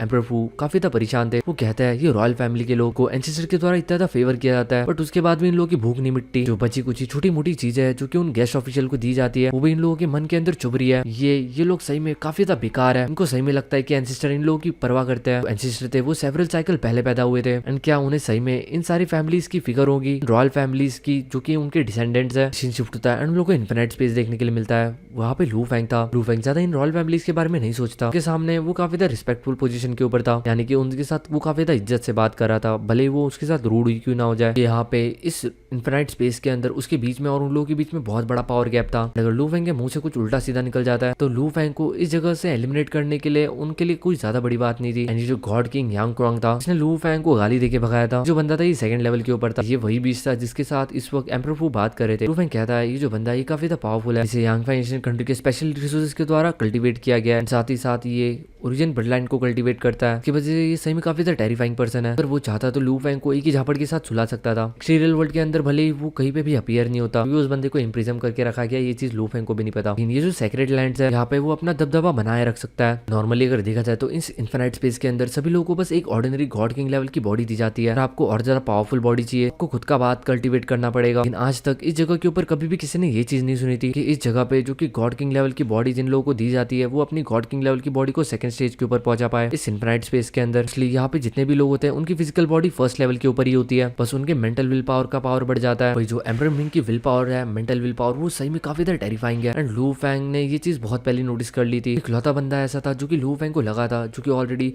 गॉड किंग के अल्टीमेट रिलम को भी सरपास कर चुका है। ये सब लू फैंग सोच ही रहा था, लेकिन सडनली उसके सामने एक स्पिरिचुअल क्रीचर उसे सेंस होता है। इस चीज को देख के लू फैंग काफी खुश हो जाता है। लू फैंग था वो इतना ज्यादा नहीं सोच रहा था कि स्पिरिचुअल क्रीचर पावरफुल है या नहीं है। लू फैंग को कोई भी स्पिरिचुअल क्रीचर दिखता था, लू फैंग अपना एक क्लोन को वहां पे रख देता था ताकि वो उस एरिया को ऑक्युपाई कर सके। का एक क्लोन बस एक स्पिरिचुअल क्रीचर को ही ऑक्युपाई कर सकता था। तो इस तरीके से वो बाकी के मेजर पावर्स का अटेंशन अपनी तरफ नहीं ग्रैब कर सकता। यानी कि अगर लू फैंग किसी बड़े एरिया को ग्रैब करने जाता है या फिर ज्यादा क्रीचर्स को अकेला उठाएगा तो इस चीज की मदद से वो काफी सारी मेजर फोर्सेस का अट्रैक्शन अपनी तरफ खींच सकता है। लेकिन इस तरीके से उसने अपने काफी सारे क्लोन्स डिवाइड कर रखे हैं, छोटी छोटी जगहों पे जाके वो एक ही क्रिएचर को उठा लेता है। तो इस तरीके से मेजर पावर्स का लू फैंग के ऊपर ज्यादा कोई ध्यान नहीं होगा। अगर इन सारे के सारे क्लोन्स के अगर स्पिरिचुअल क्रिएचर्स को देख लिया जाए वो काफी ज्यादा हो जाएंगे, वो मे भी इतने ज्यादा हो सकता है। काफी सारी मेजर पावर्स के पास है यहाँ पे। इस तरीके की जो हरकत है वो बस मल्टीपल क्लोन्स के द्वारा ही की जा सकती है। इन्फिनाइट स्पेस के अंदर काफी ज्यादा ऐसी कम लोग हैं जो कि इस तरीके से अपने मल्टीपल क्लोन्स को यूटिलाइज कर सकते हैं। ऐसे लोग तो बिल्कुल ही ना के बराबर है जो कि अपने इन क्लोन्स के मदद से अपने लिए एक न्यू पाथ क्रिएट कर सके। मतलब एक तरीके से गाइस समझ सोचो कि जो काम है बस लू फैंग कर सकता है कि अपने क्लोन से क्रीचर्स को ढूंढना एंड उसे कैप्चर करना। ये काम बाकी के लोग भी कर सकते हैं। यहाँ पे जो मेन काम है वो क्रीचर्स को कैप्चर करना नहीं बल्कि उनके साथ फाइट करते हुए अपने लिए एक न्यू पार्ट डिस्कवर करना है। अपने क्लोन के थ्रू फाइट करके न्यू पार्ट डिस्कवर करना, ये चीज शायद ही कोई कर पाए। फिर काफी कम लोग होंगे जिनको एक हाथ की उंगलियों के ऊपर गिना जा सके। ये जो क्लोन्स होते हैं वो इतने ज्यादा पावरफुल नहीं होते, ना उनका दिमाग इतना ज्यादा दौड़ता है। बस अपने क्लोन्स की मदद से फाइट करना एंड नए पार्ट डिस्कवर करना, ये चीज लिटरली हर किसी के दिमाग में नहीं आ सकती। ये चीज इतनी ज्यादा आसान भी नहीं थी। वही सीन शिफ्ट होता है, हम लोग को ईस्टर्न एक्सट्रीम डोमेन देखने के लिए मिलता है जहाँ पे एक ग्रैंड एशियन पैलेस था। वहाँ पे एक लड़की होती है जिसने ग्रीन कलर के रॉब्स पहन के रखे थे, काफी सारे फॉर्मेशंस को ऑब्जर्व कर रही थी। सडनली वो कहती है कि एम्परर फू वो सही में काफी ज्यादा कमाल किया है, उन्होंने बस अपने फॉर्मेशंस की मदद से ही एम्परर लेवल को हासिल कर लिया, लेकिन उसके बाद भी मैं काफी ज्यादा लैग कर रही हूँ। इस चीज से हमको पता चलता है कि जो एम्परर फू है वो एक फॉर्मेशन मास्टर है। तभी सडनली उसे एक सीक्रेट पैटर्न के अंदर कुछ गड़बड़ देखने के लिए मिलती है या फिर कुछ चेंजेस देखने के लिए मिलता है। उसके मुंह में लू फैंग का नाम आता है। वो कहती है ये बंदा ये इन्फिनाइट स्पेस के अंदर है। उसके बाद वो इन्फिनाइट स्पेस से गायब हो जाती है एंड उसका गायब होने का मतलब है कि कुछ ना कुछ लू फैंग के साथ इसके कनेक्शन है। एंड जाते जाते उसके मुंह से ये चीज निकलती है कि जो वू बियन था शैडो स्काई रिलम का, इवन वो भी लू फैंग के हाथों मारा गया। वू बियन गाइस वही पपेट था जिसको लू फैंग ने मारा था। ये चीज इस बंदी को कैसे पता है गाइस, ये लिटरली सोचने वाली बात है कि जो शैडो स्काई रिलम है वो एक अंडरग्राउंड फाउंडेशन है, इसके अंदर बस एसिस्टेंट रहते हैं, सभी की आइडेंटिटी को काफी ज्यादा सीक्रेट रखा जाता है। ले लू फैंग ने बस एक पपेट को मारा था, इस चीज के बारे में लू फैंग के अलावा किसी को भी नहीं पता था। सो इस चीज के बारे में इस लड़की को कैसे पता? इस चीज के बस दो ही मतलब निकलते थे, एक तो ये जो लड़की है ये खुद भी शैडो स्काई रिलम से थी या फिर ये कहीं की बहुत बड़ी तोप है। इसके बाद हमें वापस से वो लड़की दूसरी जगह पे देखने के लिए मिलती है जहाँ पे वो काफी सारे फॉर्मेशन का इस्तेमाल कर रही थी लू फैंग के बारे में इन्फॉर्मेशन निकालने के लिए। लू फैंग ने शैडो स्काई रिलम के बंदे को मारा, उसके बाद भी वहाँ का जो मास्टर है उसने लू फैंग के ऊपर कोई दूसरा अटैक नहीं किया। इसका मतलब एक ही था कि ये जो लू है ये कोई ऑर्डिनरी फिगर नहीं है। बाद वो लू फैंग के बारे में थोड़ी सी और इन्फॉर्मेशन निकालती है। जितनी ज्यादा वो लू फैंग के बारे में चीजें जान रही थी वो इतनी ज्यादा काफी शॉक थी। फील हो रहा था कि इवन जो हेवनली लॉज है वो भी लू फैंग को काफी ज्यादा वेलकम करते हैं। एक तरीके से देखा जाए तो गाइस ये सारे के सारे जो हेवनली लॉज होता है चीजों को मेंटेन करने के लिए होता है, इस दुनिया को चलाने के लिए होता है। लेकिन जब वो किसी कल्टीवेटर को पर्सनली फेवर करने लग जाता है तो वो बंदा बाकी कल्टीवेटर से काफी ज्यादा अलग हो जाता है। हेवनली लॉज लू फैंग को फेवर करते थे। इस चीज का ये मतलब था कि लू फैंग के पास एक परफेक्ट डिवाइन बॉडी है जिसके थ्रू वो पूरी तरीके से इनविजिबल एंड फॉर्मलेस हो सकता है। वो अपने आप को किसी भी क्रिएचर में, किसी भी लिविंग थिंग में, किसी भी नॉन लिविंग थिंग के अंदर चेंज कर सकता है एंड उसी चीज का ऑरा कॉपी कर सकता है। इस तरीके की जो पावर्स होती है वो बस सेक्टर 20 के पास होती है, इनको हेवनली लॉज फेवर करते हैं क्योंकि इन्हें एक तरीके से हेवन का ही चाइल्ड माना जाता है। सेक्टर 20 को तो उनका चाइल्ड माना जाता है। इन कल्टीवेटर, अगर किसी कल्टीवेटर के पास इस तरीके की पावर्स है तो उसे सही में हेवन काफी ज्यादा स्पेशल समझती है। इवन हेवनली लॉ उसे गाइडेंस प्रोवाइड कर रहा है। सब चीजें देखने के बाद ये जो लड़की होती है काफी ज्यादा एक्साइटेड हो जाती है, कहती है मुझे इस बंदे को इन्वाइट करना चाहिए। के बाद वो जो लड़की होती है वो अपने फॉर्मेशन को थोड़ा सा और मैनिपुलेट करती है, लू फैंग के फ्यूचर को देखने की कोशिश करती है, लेकिन उसे ज्यादा कुछ समझ नहीं आता। लेकिन फिर वो कहती है ऐसा लगता है कि इस बंदे को अपने ग्रुप के अंदर शामिल करना ये काफी ज्यादा वंडरफुल डिसीजन होगा, क्योंकि इवन हाईएस्ट लॉज भी इसे फेवर कर रहा है। बाद वो जो लड़की होती है वो अपनी जगह से डिसअपियर होती है एंड वो सीधा जेंजिया सिटी के अंदर अपीयर होती है। यांगफे एशियन किंगडम के अंदर हम लोग को जेंजिया सिटी देखने को मिलता है। जेंजिया सिटी वही सिटी है जिसको लू फेंग इस वक्त गार्ड कर रहा है। तब सिटी को गार्ड नहीं कर रहा, वहाँ के क्रीचर्स को गार्ड कर रहा है। लड़की यहाँ पे पहुंचती है। ये लड़की जैसी यहाँ की जमीन के ऊपर अपना पावर रखती है, मैं चारों तरफ काफी सारे पॉपेट्स देखने के लिए मिल सकते थे, क्योंकि एक तरीके से ज़ॉम्बीज जैसे दिख रहे थे, जो कि पूरी सिटी के अंदर इधर से उधर भाग रहे थे। लग रहा था यहाँ पे पूरी तरीके से लाइफ खत्म हो चुकी है। लेकिन ये सब चीजें देखने के बाद वो काफी ज्यादा शॉक थी। वो काफी सारी चीजों को ऑब्जर्व कर पा रही थी यहाँ पे, बट वो लू फेंग के लाइफ ट्रेसेस को यहाँ पे ऑब्जर्व नहीं कर पा रही थी। लू फेंग के लाइफ ऑरा को यहाँ पे ऑब्जर्व नहीं कर पा रही थी। यानी कि एक तरीके से इस चीज का मतलब ये था, कोई भी पर्सन अगर उस जगह से होके गुजरा हो या फिर उस जमीन से होके गुजरा हो, तो ये लड़की उसकी मेमोरीज को अपने दिमाग के अंदर देख सकती है। लेकिन वो लू फेंग के ट्रेसेस को फाइंड ही नहीं कर पा रही थी। इस चीज की मदद से उसे ये चीज बहुत अच्छी तरीके से क्लियर हो चुकी थी, लू फेंग कोई ऑर्डिनरी बंदा नहीं है। उसका जो लाइफ हो रहा है वो पूरी तरीके से वेल कंसील्ड है। लड़की इतनी पावरफुल थी, ये आराम से किसी गॉड किंग लेवल के वॉरियर के भी लाइफ ऑरा को फील कर सकती थी। फर्स्ट रिलम के जो लू फेंग था वो बस इस वक्त चौथ रिलम के अंदर था, एंड उसके लिए ऐसी कोई चीज करना ये काफी ज्यादा स्पेशल था। इसके बाद वो जो लड़की होती है अपने आंखों को खोलती है एंड उसके आसपास की पूरी जो दुनिया होती है वो वापिस से पहले की तरह नॉर्मल हो जाती है। एंड हम लोगों को पता चलता है कि एक्चुअल में ये जो लड़की थी ये एक तो पास्ट को देख रही थी, एक तो फ्यूचर को देख रही थी इस जगह के। लेकिन यहाँ पे इसे लू फेंग का कोई भी ट्रेस नहीं मिला। उसके बाद ये लड़की यहाँ से डिसअपियर होती है एंड ये सीधा लू फेंग के केव के बाहर अपीयर होती है। लू फेंग को पुकारती है। लू फेंग के केव के बाहर काफी सारे गार्ड थे, लेकिन वो गार्ड जो थे वो इस लड़की को नहीं देख सकते थे। तभी हम लोग को अंदर का सीन देखने के लिए मिलता है, जहाँ पे लू फेंग एंड मोरुशा बैठ के वाइन पी रहे थे। मोरुशा काफी ज्यादा खुश था क्योंकि उसने पूरी तरीके से उस डेड बॉडी को ऑब्जर्व कर लिया था जिसको लू फेंग ने मारा था, यानी कि उस पपेट की बॉडी को जो ऑब्जर्व करके उसे काफी सारा फायदा मिला था। अचानक से लू फेंग को कुछ फील होता है एंड मोरुशा को भी। लड़की की आवाज लू फेंग के कानों के अंदर गूंज रही थी। लू फेंग समझ जाता है कि उसके केव के बाहर कोई आया है। लू फेंग को समझ नहीं आ रहा था कि लू फेंग इस लड़की को सेंस क्यों नहीं कर पाया। तभी मोरुशा कहता है ये काफी पावरफुल लड़की है मास्टर, इवन ये जेंजिया सिटी के अंदर है, इस चीज को मैं भी सेंस नहीं कर पाया। एंड जो मोरुशा है वो एक गॉड किंग लेवल का वॉरियर है। पूरी की पूरी जेंजिया सिटी के अंदर मोरुशा की नजर रहती है एंड उसके जो सेंसेस है वो किसी भी ऑर्डिनरी कल्टीवेटर से काफी ज्यादा है, क्योंकि वो एक सेक्टर बीस्ट है। अभी तक इन लोगों को बिल्कुल भी नहीं पता था कि ये लड़की लिटरली इन लोगों के घर के बाहर खड़ी हुई। तक उसने खुद लू फेंग को आवाज नहीं दी थी। बाद जो लू फेंग होता है वो मोरुशा को यहाँ से भेज देता है। वो खुद चल के अपने घर के दरवाजे के ऊपर जाता है, यानी कि अपने केव के दरवाजे के ऊपर। मोरुशा होता है वो लू फेंग को वार्न कर देता है कि जो लड़की है ये कोई ऑर्डिनरी लड़की नहीं है। लू फेंग कहता है ये क्वीन ऑफ फैंग सिटी है। लू फेंग इस लड़की को पहचान चुका था, जो कि ईस्टर्न एक्सट्रीम डोमेन से बिलोंग करती है। फेंग इस लड़की को देखते ही पहचान चुका था। बस लू फेंग ही था जो कि इस लड़की को देख पा रहा था गेट के ऊपर। मोरुशा टेलीपैथी के थ्रू लू फेंग से कम्युनिकेट कर रहा था, यानी कि ये वही लड़की है जिसकी जो पावर है वो पीक वर्ल्ड बीच जितनी है। लू फेंग कहता है पता नहीं, शायद से ज्यादा होगी या फिर कम होगी, फिलहाल के लिए तुम्हें इससे थोड़ा दूर रहना चाहिए, मैं इस बंदी से मिलके आता हूँ। फेंग अपना सर झुकाते हुए इस लड़की को बो करता है एंड कहता है आप क्वीन ऑफ फैंग सिटी की, आप यहाँ पे कैसे आए। जो लड़की होती है वो लू फेंग की तरफ देखती है एंड कहती है तुम लू हो, तुमने खुद की सीक्रेट टेक्निक डिस्कवर की जिसके मदद से तुम चौथ के ऊपर नंबर 1 पोजीशन के ऊपर हो। सही में काफी ज्यादा एक्स्ट्राऑर्डिनरी बात है। काफी ज्यादा लंबा टाइम हो गया कि ओरिजिन कॉन्टिनेंट के अंदर इतना ज्यादा रिमार्केबल यंग टैलेंट देखने के लिए मिला है। स्माइल करता है एंड कहता है चाहे कुछ भी हो, मैं बस एक चौथ का बीइंग हूँ। ये जो लड़की होती है ये लू फेंग की तरफ देखते हुए कहती है अच्छा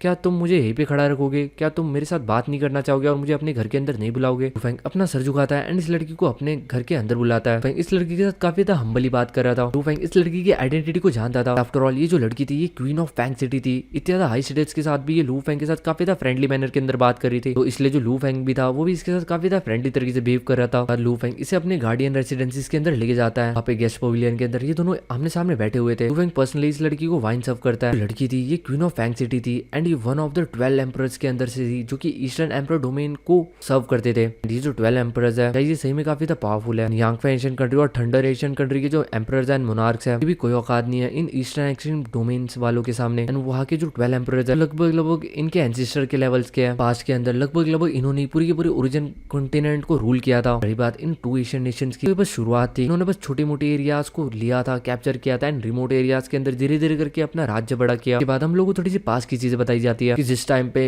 ये जो लोग थे, ये जो 12 एम्परर्स थे ये राज करते थे, उस टाइम के जो डिवाइन एम्परर्स थे वो इतने ज्यादा पावरफुल नहीं होते थे। ओरिजिन कॉन्टिनेंट काफी ज्यादा वीक था एंड जो 3000 ओरिजिनल यूनिवर्स थे उसके थ्रू कोई पास होके यहाँ पे आए ये भी काफी ज्यादा रेयर था, जो कि लू फेंग आया है पास होके। जैसे जैसे टाइम बीता जो लोग थे इन लोगों का जो दबदबा है वो थोड़ा थोड़ा कम हो गया एंड एट द एंड ये ईस्टर्न एक्सट्रीम डोमेन्स के अंदर ही रहने लग गए। एंड ये जो लड़की है क्वीन ऑफ फैंग सिटी ये उसी जगह की रानी है। ये काफी ज्यादा मिस्टीरियस माना जाता है। पूरी ओरिजिन कॉन्टिनेंट के अंदर बस ऐसे काफी ज्यादा कम ही लोग होंगे second realm of God king level के ऊपर होने के बाद भी इन एम्परर्स एंड इन मोनार्क्स को कंपटीशन देते हो एंड ये लड़की उन्हीं में से एक थी। अगर मैं आपको कंपैरिजन के लिए बता दूं तो ये जो लड़की इतनी पावरफुल पावरफुल है कि ऑर्डिनरी जितने भी एम्प्रेस एंड मोनार्क्स हैं उनको ये जो लड़की ये बस अपने नॉर्मल आंखों से ही देख के पूरी तरीके से खत्म कर सकती है। जो मोरुशा था वो खुद भी बिलीव करता था कि जो लड़की है ये पीक वर्ल्ड बीस्ट जितनी पावर पोजेस करती है। बाद हम लोग को बताया जाता है कि जो फैंग सिटी है वो एक्चुअल में world origin path and time origin path के थ्रू कल्टिवेट किया जाता है। रही बात इस लड़की के ओरिजिन की, ये कौन से पाथ को कॉम्प्रहेंड कर रही है तो पूरी तरीके से अननोन है। जैसे टैलेंटेड लोग उसके पास परफेक्ट लेवल की लेगेसी है एंड काफी ज्यादा एक्स्ट्राऑर्डिनरी है। जैसे लोगों का बॉर्न होना काफी ज्यादा डिफिकल्ट है। मोरेवर ये जो 12 लोगों के बारे में मैंने आपको बताया जो कि ईस्टर्न एक्सट्रीम डोमेन के अंदर है, लोग तो कुछ भी नहीं है। इनके जो एंसेस्टर है वो उनसे भी ज्यादा ट्रूली टेरिफाइंग है। मैं आपको बता दूं कि इवन अगर लू फैंग भी गॉड किंग लेवल के ऊपर अपना ब्रेक थ्रू कर देता है उसके बाद भी उसके बीच में और इस लड़की के बीच में जमीन आसमान का फर्क होगा। इस वक्त ये लू फैंग के सामने इतना ज्यादा काइंड तरीके से बिहेव कर रही है। ये चीज देख के लू फैंग खुद भी काफी ज्यादा शौक है। लड़की लू फैंग से कहती मैं यहाँ पे तुम्हें इन्वाइट करने के लिए आई हूँ, मैं यहाँ पे तुम्हें अपने रिकॉग्निशन पवेलियन के अंदर इन्वाइट करने के लिए आई हूँ। अल्टॉट ये जो रिकॉग्निशन पवेलियन है ये मैंने ही फाउंड किया है, यानी कि इसे मैंने ही बनाया है। इसके अंदर जितने भी मेंबर्स हैं उन सभी लोगों को काफी ज्यादा इक्वली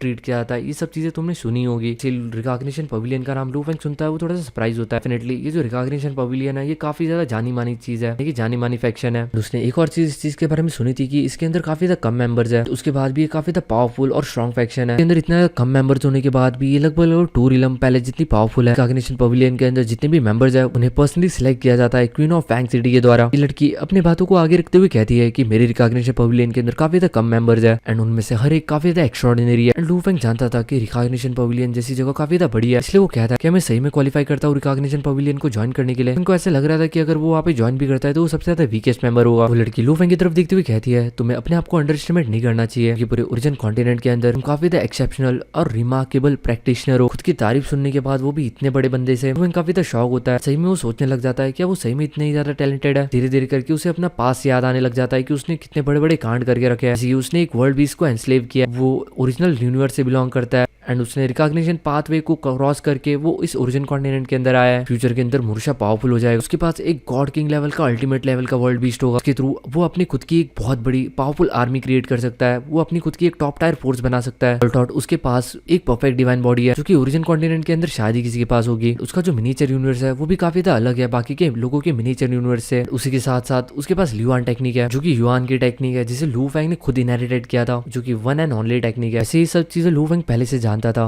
लेकिन इस तरीके से जो क्वीन ऑफ फैंग सिटी जब लू फैंग की तारीफ खुद से कर रही थी, लू फैंग को सही में ऐसा लग रहा था कि वो सही में काफी स्पेशल है। फिर उसके बाद वो उसके मुंह के ऊपर पानी फेंकते हुए कहती है नो मैटर तुम कितनी भी ज्यादा टैलेंटेड क्यों ना, बट एट द एंड तुम्हें रिसोर्सेज की जरूरत है ग्रो करने के लिए। बाद वो लड़की लू फैंग से कहती है कि जितने भी लेगेसीज या फिर जितने भी रिसोर्सेज तुम्हारे पास है वो सारे के सारे ज्यादा से ज्यादा first stage of God king level के ऊपर होंगे। जैसे जैसे तुम प्रोग्रेस करोगे वैसे वैसे तुम्हें काफी ज्यादा प्रीशियस रिसोर्सेज की जरूरत पड़ेगी एंड जितने ज्यादा प्रीशियस रिसोर्सेज की तुम्हें जरूरत पड़ेगी वो उतनी ज्यादा तुम्हारे लिए रिस्ट्रिक्टेड होते जाएंगे। उन प्रीशियस रिसोर्सेज को तुम्हारे लिए कमाना काफी ज्यादा मुश्किल होता जाएगा। हमारे यहाँ पे एशियन नेशन भी तुम्हें वो सारी रिसोर्सेज नहीं प्रोवाइड कर सकता। तुम्हें पता है कि वो किसी गेस्ट ऑफिशियल को किस तरीके से ट्रीट करता है। अगर तुम फुल मेंबर बनते हो तो उसके बाद भी तुम्हारी कोई वैल्यू नहीं होगी। आई थिंक ये सारी चीजें तुम्हारे मास्टर ने तुम्हें बताई होगी। लड़की कहती है तुम्हें सही में लगता है कि तुम बस टैलेंटेड हो इसलिए तुम अपने दम के ऊपर ग्रो कर सकते हो। इस वक्त भले तुम्हें कोई प्रेशर फील ना हो रहा हो, जो युआन के रिसोर्सेज है वो काफी ज्यादा लिमिटेड है, बस उनके लिए फाइट करना भी तुम्हारे लिए काफी ज्यादा मुश्किल हो जाएगा एक टाइम के बाद। ये जो लड़की ये लू फैंग को एक कहानी सुनाती है जो कि होती है गॉड किंग लिया की। लेजेंडरी फिगर का नाम सुन के लू फैंग थोड़ा सा शॉक हो जाता है। लू फैंग के एक्सप्रेशन देखने के बाद वो लड़की कहती है हाँ तुम सही समझ रहे हो। इस लड़की के बारे में काफी ज्यादा कम लोग जानते हैं, जो लोग जानते हैं उन्होंने भी बस इस लड़की का नाम सुना है। इसके बाद हमें उसकी कहानी सुनाई जाती है। जो गॉड किंग लिया थी वो एक गॉड किंग लेवल की वॉरियर थी, इसने कसम खाई थी कि वो यांग पे एशियन नेशन को सर्व करेगी एंड वो सेकंड स्टेज की गॉड किंग लेवल की वॉरियर थी। वो काफी ज्यादा लॉयल एंड काफी ज्यादा हार्ड वर्किंग थी एंड उसे यांग पे नेशन के द्वारा जो रिसोर्सेज दिए जाते थे वो रॉयल फैमिलीज के लोगों के द्वारा कम थे। मतलब वो इतने ज्यादा टैलेंटेड होने के बाद भी उसे कम रिसोर्सेज दिए जाते थे। उसके बाद भी उसे कोई भी दिक्कत नहीं थी इन सब चीजों से। गाइस सॉरी माफ करना, ये जो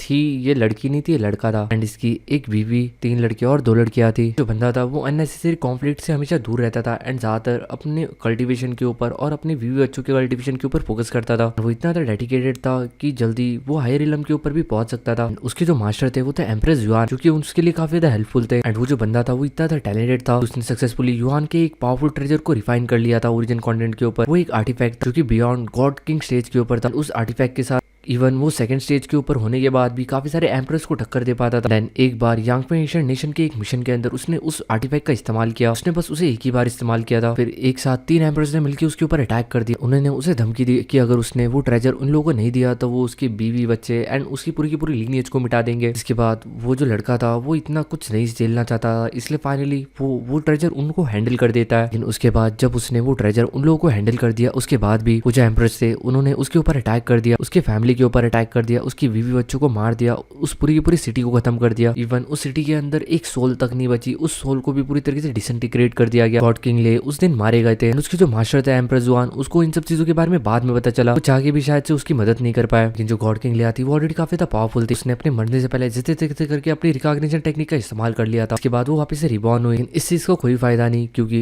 वो रिबॉर्न भी हुआ, वो ऑलरेडी अपने लोगों को और अपनी फैमिली को खो चुका था। जो गॉड किंग लिया था, रिकॉग्निशन होने के बाद अपने आप को एम्परर गुजू नाम दिया। ये नाम सुन के लू फेंग काफी शॉक हो जाता है। उसे पता नहीं था कि जो एम्परर गुजू है वही गॉड किंग लिया है। करंट कंडीशन के अंदर देखा जाए तो जो एम्परर गुजू है वो काफी पावरफुल है, अपने आप को एम्परर कहता है, लेकिन स्टिल उसके बाद भी वो एम्परर से थोड़े से कमजोर है। उसके बाद भी वो यांगफे एशियन नेशन के रॉयल फैमिलीज के साथ हमेशा फाइट करते रहते हैं। इसी फाइट के अंदर ऑलरेडी वो जो बंदा है वो ऑलरेडी 7 से 8 गॉड किंग लेवल के वॉरियर्स को मार चुका है यांगफे एशियन नेशन के बाद। ये लड़की स्माइल करती हुई कहती है वो एम्परर गुशु जिसने इवन यांगफे एशियन नेशन को भी थ्रेट दे दिया, वो मेरे रिकॉग्निशन पवेलियन से बिलोंग करता है। मैंने इस रिकॉग्निशन पवेलियन को बनाया था इस होप के अंदर कि हम सब आपस में कंपेनियंस बनके एक दूसरे को सपोर्ट करेंगे, हम सब मिलके इस रिकॉग्निशन साइकिल को एस्केप करेंगे। आई बिलीव कि तुम क्वालिफाई करते हमारे रिकॉग्निशन पवेलियन के ऑफिशियल मेंबर बनने के लिए। तक मेरे रिकॉग्निशन पवेलियन के अंदर बस 8 ही मेंबर्स थे, लेकिन तुम्हें लेने के बाद 9 पर्सन आ जाएंगे। एंड मेरे पूरे के पूरे रिकॉग्निशन पवेलियन के अंदर तुम ही इकलौते वो पर्सन हो जो कि बस 4 स्टेज के ऊपर हो। के अंदर जो सबसे ज्यादा कमजोर है वो फर्स्ट स्टेज के ऊपर है गॉड किंग लेवल के, लेकिन उसके बाद भी वो गॉड किंग लेवल के ऊपर पूरी तरीके से रिन्यूड मेंबर है, यानी कि पूरी तरीके से इनविंसिबल मेंबर, जैसे कि लू फेंग 4 रिलम के ऊपर है। बाद वो जो लड़की होती है वो लू फेंग की तरफ देखते हुए कहती है क्या अभी तुम मेरे रिकॉग्निशन पवेलियन को ज्वाइन करने के लिए तैयार हो? मैं अपने ऊपर कॉन्फिडेंट रहना चाहिए, तुम जल्दी गॉड किंग लेवल के ऊपर जब अपना ब्रेक थ्रू करोगे तुम पूरी तरीके से इनविंसिबल बन जाओगे first stage of God king level के ऊपर। लू फेंग डायरेक्ट आंसर नहीं देता। इसके वजह वो एक सवाल पूछता है कि मुझे रिकॉग्निशन पवेलियन के रूल्स के बारे में जानना है। इसके बाद वो लड़की लू फेंग को बताती है रिकॉग्निशन पवेलियन उसके लिए एक फैमिली जैसा है, यहाँ पे जितने भी लोग हैं सभी लोगों को इक्वली ट्रीट किया जाता है, सभी लोगों को एक दूसरे की आइडेंटिटी पता होती है। अगर कभी कोई एक्शन लेना पड़े तो सब लोग मिलकर एक्शन लेते हैं। इवन रिकॉग्निशन पवेलियन के लोग बाहर से भी लोगों को इन्वाइट कर सकते हैं, लेकिन वो ज्वाइन करे या ना ज्वाइन करे ये पूरी तरीके से वॉलंटरी है, यानी कि ये लोग डिसाइड करते हैं कि सामने वाले बंदे को मिशन के अंदर लेना है या नहीं लेना। रिकॉग्निशन पवेलियन के अंदर जितने भी मेंबर्स हैं उनके बीच का रिलेशनशिप भले ही फ्रेंडली हो या फिर हॉस्टाइल हो, इस चीज से रिकॉग्निशन पवेलियन वालों को कोई फर्क नहीं पड़ता। इस फर्क पड़ेगा भी क्यों, कुल मिला के 8 तो मेंबर्स हैं इनके पास, वो भी 7 भी खुद इसकी क्रिएटर है, तो कुल मिला के 7 ही मेंबर्स है और 9वां मेंबर अपना लू फेंग बनने वाला है। उसके बाद ये लू फेंग को बताती है बस रिकॉग्निशन पवेलियन के 2 कोर रूल्स है जो कि तुम्हें फॉलो ही करने होंगे। कभी भी किसी भी आइडेंटिटी को बाहर रिवील नहीं कर सकते। सेकंड, अगर तुम कोई एक्शन लेते या फिर तुम पार्टिसिपेट करते हो किसी मिशन के अंदर अपने मेंबर्स के साथ, तो तुम कभी भी उन्हें बिट्राई नहीं कर सकते। अगर तुम्हें किसी मिशन के अंदर पार्टिसिपेट नहीं भी करना होगा तो स्टिल तुम उस मिशन की इन्फॉर्मेशन को लीक नहीं कर सकते। यही 2 रूल हमारे कोर रूल है, इसके अलावा कोई भी रूल नहीं है। एंड इन सब चीजों से भी तुम फ्रेंडली हो जाओगे एक बार जब तुम ज्वाइन कर लोगे। सारी चीज सुनने के बाद लू फेंग को सब ठीक ठीक लग रहा था, क्योंकि अपने लोगों को बिट्राई करना ये लिटरली काफी ज्यादा बुरी बात है। वो लड़की कहती है अगर तुम फ्यूचर के अंदर कभी भी हमें बिट्राई करते हो यानी कि हमें धोखा देते हो तो पूरी के पूरी रिकॉग्निशन पवेलियन तुम्हारे खिलाफ बन जाएगी एंड सब लोग तुम्हारे एनिमी बन जाएंगे। इसके बाद लू फेंग एक लंबी सांस लेता है, कुछ सोचता है एंड फिर कहता है अगर यहाँ पे बस यही 2 रूल्स है तो मैं ज्वाइन करने के लिए तैयार हूँ। इसी के साथ जो हमारा लू फेंग होता है वो रिकॉग्निशन पवेलियन को ज्वाइन कर लेता है, क्योंकि रिकॉग्निशन पवेलियन के बारे में उसने कभी भी कुछ भी गलत नहीं सुना था ओरिजिन कॉन्टिनेंट के ऊपर एंड इसकी काफी अच्छी खासी रेपुटेशन थी पूरी की पूरी ओरिजिन कॉन्टिनेंट के ऊपर लंबे टाइम से। बाकी के हिडन फोर्सेस की तरह नहीं था, जैसे कि टूरिलम पैलेस हो गया, मरमेड लॉस पवेलियन हो गया, फिर टाइम एपेक्स आर्क, ये सारे के सारे ऐसे पवेलियन है जो कि बाहर के रेसेस के द्वारा स्टेबलाइज किए गए। साथ ही साथ ये जो लड़की थी एम्प्रेस फेंग, इसके बारे में भी लू फेंग ने काफी अच्छा खासा सुना था एंड इसके काफी अच्छे खासे संबंध भी है उन 2 नेशंस के साथ रिकॉग्निशन पवेलियन के रेपुटेशन के कारण। और ये जो एम्प्रेस फेंग थी जो कि लू फेंग को खुद बुलाने आई थी, इन दोनों के कारण लू फेंग इस रिकॉग्निशन पवेलियन को ज्वाइन करने के लिए तैयार हो गया था। वैसे भी उसके जो मास्टर थे मास्टर जाओ शेंग के, उन्होंने लू फेंग को बहुत पहले बता दिया था कि जैसे ही वो कोई गॉड किंग लेवल का वॉरियर बनेगा उसे किसी न किसी फोर्सेस को ज्वाइन करना पड़ेगा, क्योंकि उससे पहले में भी वो अपने टैलेंट एंड बाकी सब चीजें के बलबूते अपने आप को ग्रो कर ले। लेकिन एक बार जब वो गॉड किंग लेवल का वॉरियर बन जाएगा उसके लिए ये सारी रिसोर्सेस कलेक्ट करना काफी ज्यादा मुश्किल हो जाएगा। एम्प्रेस फेंग होती है वो लू फेंग की तरफ देखती है एंड उसकी तरफ स्माइल करते हुए कहती है welcome to our recognition pavilion. के बाद वो अपने हाथों को वेव करती है, उसके हाथों के अंदर एक टोकन आ जाता है जो कि वो लू फेंग को दे देती है। जो टोकन लू फेंग की एक तरीके से उसकी आइडेंटिटी होगी, इसके थ्रू वो रिकॉग्निशन पवेलियन को डायरेक्टली कांटेक्ट कर सकता है, साथ ही साथ बाकी के मेंबर्स के थ्रू भी वो बात कर सकता है। एक तरीके का व्हाट्सएप ग्रुप था। तो लड़की लू फेंग से कहती है हम तुम्हारा इंतजार करेंगे रिकॉग्निशन पवेलियन के अंदर, हमारे बाकी के मेंबर्स भी तुम्हें वेलकम करने के लिए काफी ज्यादा एक्साइटेड होंगे। लू फेंग वो टोकन ले लेता है। लू फेंग उस टोकन को लेता है तो वो समझ जाता है उस टोकन के थ्रू वो बाकी के 8 मेंबर्स को भी डायरेक्टली कांटेक्ट कर सकता था। सीन शिफ्ट होता है एंड हम लोगों को एक टावरिंग फिगर देखने के लिए मिलता है जिसकी साइज लिटरली काफी ज्यादा बड़ी थी। इसकी पूरी बॉडी के ऊपर हम लोगों को डार्क ग्रीन कलर की स्किन देखने के लिए मिल सकती थी। ये जो बंदा था ये एक रिलम के अंदर रहता था। इसके अलावा यहाँ पे इसके 2 ओल्ड सर्वेंट रहते थे। अचानक से वो अपनी आंखें खोलता है एंड वो काफी ज्यादा सरप्राइज था कि फैंग ने एक नए बंदे को इन्वाइट किया यहाँ पे। फैंग यानी कि एम्प्रेस फैंग। उसे विश्वास नहीं हो रहा था। इस रिकॉग्निशन पवेलियन के अंदर काफी ज्यादा रेयर लोग आते हैं। इस चीज से आप अंदाजा लगा ही सकते हो कि कुल मिला के इन लोगों के मेंबर्स ही 8 है एंड लू फैंग इस पवेलियन का 9th मेंबर है। सीन शिफ्ट होता है एंड हम लोगों को एक ग्रैंड हॉल देखने के लिए मिलता है जहाँ पे एक यंग मैन था जो कि बैठ के दारू पी रहा था। अचानक से उसे एक नोटिस मिलती है। उसे पता चलता है कि जो एम्प्रेस फैंग है उसने एक नए बंदे को रिक्रूट किया है। इसे सुन के वो बंदा काफी ज्यादा खुश हो जाता है क्योंकि फाइनली उन लोगों का एक नया कंपेनियन रहेगा। और इसके साइड में एक और बीइंग हम लोग को देखने के लिए मिल सकता था। वो कहता है सेकंड ब्रदर तुम्हारे अंदर काफी ज्यादा टैलेंट है, तुम्हें अपनी कल्टीवेशन के ऊपर और ज्यादा फोकस करना चाहिए। जो दूसरा बंदा था ये भी किसी जानवर से कम नहीं लग रहा था, यानी कि इसकी एक पूंछ थी, इसके लंबे लंबे बाल थे, लंबे लंबे नाखून थे एंड एक तरीके से किसी भेड़िया से कम नहीं लग रहा था। ये उस यंग मैन से कहता है कि ब्रदर अगर तुमने अपनी कल्टीवेशन के ऊपर ध्यान नहीं दिया तो तुम एट द एंड जो डिजास्टर कैलेमिटी है उसको एस्केप नहीं कर पाओगे। यानी कि ये उस इंसिडेंट की बात कर रहा है जब ये सोर्स वर्ल्ड लैंड हो जाएगा। भाई वो जो यंग मैन होता है वो पीते हुए कहता है ब्रदर ऑलरेडी इस पॉइंट के ऊपर जहाँ पे हम कल्टीवेशन इतना ज्यादा कर चुके हैं, मुझे कल्टीवेशन के अंदर ज्यादा कोई इंटरेस्ट नहीं रहा। जब तुम ऑलरेडी गॉड किंग लेवल के ऊपर अपना ब्रेक थ्रू करते हो, तुम्हारी जिंदगी तुम्हारे हाथों के अंदर होती है, तुम किसी के गुलाम नहीं रहते। रही बात दूसरों की जिंदगी कंट्रोल करना, तो उसमें मुझे कोई भी इंटरेस्ट नहीं है। उसके बाद वो कहता है मैं काफी ज्यादा एक्साइटेड हूँ उस नए मेंबर को मिलने के लिए जिसे फैंग ने इनवाइट किया है। आखिर रिकॉग्निशन पवेलियन एक लौता ऐसा ग्रुप था जिसको ये ट्रस्ट करता था और एम्पर फैंग उन्हीं में से एक थी। एंड इस रिकॉग्निशन पवेलियन के अंदर कोई अगर आता है तो उसके ऊपर इस बंदे का काफी ज्यादा ट्रस्ट था कि वो यही सोच के आ रहा होगा कि वो कभी भी रिकॉग्निशन पवेलियन को बेटराई नहीं करे। एक तरीके से रिकॉग्निशन पवेलियन वाले लोगों को ये अपनी फैमिली मानता था। उसके बाद ये कुछ मैसेजेस रिकॉग्निशन पवेलियन के ग्रुप के अंदर भेजता है एंड ऐसी करके गाइस हम लोगों को अलग अलग मेंबर्स देखने के लिए मिलता है रिकॉग्निशन पवेलियन के, जिनका सेपरेट इंट्रोडक्शन नहीं दे सकता। लेकिन बस आपको ये बता दूं कि रिकॉग्निशन पवेलियन के अंदर जितने भी लोग हैं वो सारी की सारी बड़ी बड़ी तोपें हैं। इसके अंदर ज्यादातर जितने भी लोग हैं वो सारे के सारे गॉड किंग लेवल के सेकंड स्टेज के ऊपर है। बस एक बंदा है जो कि गॉड किंग लेवल के फर्स्ट स्टेज के ऊपर है, लेकिन उसके ऊपर भी पूरी तरीके से इनविंसिबल है। एंड एट द एंड यहाँ पे सबसे ज्यादा वीक बंदा आने वाला है अपना लू फैंग। लेकिन लू फैंग भी ज्यादा टाइम तक चौथ रिलम के ऊपर नहीं रहने वाला, वो जल्दी गॉड किंग लेवल के ऊपर अपना ब्रेक थ्रू कर लेगा। एंड जब वो ब्रेक थ्रू करेगा वो पूरी तरीके से इनविंसिबल रहेगा फर्स्ट रिलम के ऊपर। इसके बाद हम लोग को लू फैंग देखने के लिए मिलता है जो कि उस टोकन का इस्तेमाल करते हुए फाइनली रिकॉग्निशन पवेलियन जा रहा था फर्स्ट टाइम। लू फैंग अपनी कॉन्शियसनेस की मदद से उस टोकन के अंदर एंटर करता है तो उसे देखने के लिए मिलता है एक बहुत बड़ा वास्ट पवेलियन जो कि दिखने में काफी ज्यादा ग्रैंड लग रहा था। उस पवेलियन के अंदर लू फैंग एंटर करता है एंड वहाँ पे उसे लगभग 8 फिगर्स देखने के लिए मिलता है साइड बाय साइड सीटों के ऊपर बैठे हुए थे। और वही एट द एंड वहाँ पे एक सीट खाली पड़ी थी जो कि लू फैंग की थी। जैसे एम्पर फैंग लू फैंग को देखती है तो वो स्माइल करते हुए सबको बताती है देखो देखो लू यहाँ पे आ चुका है ऑलरेडी। सारे के सारे लोग काफी ज्यादा क्यूरियस होते हैं लू फैंग से मिलने के लिए। वो लू फैंग इन बाकी के 7 मेंबर्स को देखता है तो पूरी तरीके से शॉक हो जाता है क्योंकि इन सभी लोगों को लू फैंग जानता था एंड ये सारे के सारे लोग काफी ज्यादा बड़े और काफी ज्यादा पॉपुलर लोग थे। सारे लेजेंडरी फिगर्स को देखने के बाद जो लू फैंग होता है वो मनी मन कहता है नो वंडर कि रिकॉग्निशन पवेलियन इतना ज्यादा रिमार्केबल है। 8 मेंबर्स होने के बाद भी ये जो रिकॉग्निशन पवेलियन ये टूरिलम पैलेस से बड़े फैक्शंस को टक्कर देती है। एम्पर फैंग होती है वो आगे हुए कहती है हमारे रिकॉग्निशन पवेलियन के अंदर सभी लोगों को इक्वली ट्रीट किया जाता है, हम सभी लोगों को उनके नाम से पुकार सकते हो।